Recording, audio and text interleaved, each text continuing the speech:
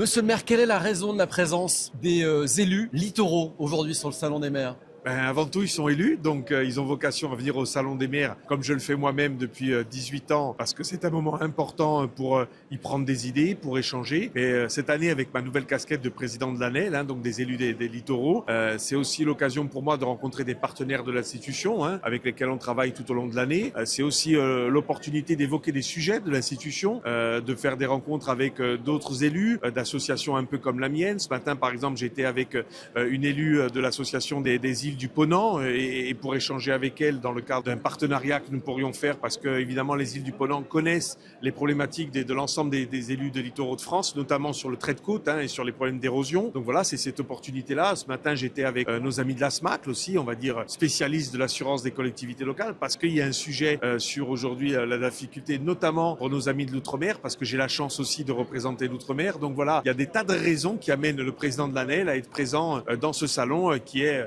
un élément important. Moi, j'ai la chance d'être élu sur la commune de Bonifacio depuis 3 mandats et voilà, tous les ans, je viens prendre des idées, entendre ce qui se fait, ce qui est à la mode et ce que doit anticiper un maire et un élu local. Et alors, en tant que représentant de ces élus du littoral, quels sont les grands dossiers que vous voulez faire avancer? Alors, je vous l'ai dit, le sujet majeur du moment, pour nous, c'est la création d'un fonds spécifique dédié à l'érosion côtière. Aujourd'hui, personne ne conteste cette érosion, personne ne conteste le changement climatique. La question est de savoir comment aujourd'hui on peut reconstruire des digues. On a un exemple quand même premier en France, à savoir à Saint-Pierre-et-Miquelon. J'étais à Saint-Pierre-et-Miquelon il y a 10 jours. Le maire de Miquelon envisage de déplacer son village. Donc ça veut dire derrière des moyens financiers importants. Et pour cela, il faut aujourd'hui penser à la création d'un fonds.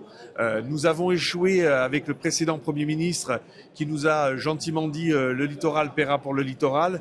Nous, on estime que c'est un sujet de solidarité nationale et que les littoraux français, face à ce défi, ont besoin qu'on identifie des financements parce qu'aujourd'hui, c'est peut-être 1,5 milliard dans 30 ans, mais ce sera 100 milliards si on ne fait rien dans 50 ans et donc il faut qu'on réagisse. Et donc l'obtention de ce fonds, j'irai cet après-midi être auditionné par la commission du Sénat et du Parlement pour évoquer ce sujet, pour voilà, défendre avec pugnacité la nécessité de prendre en considération nos problématiques. C'en est une.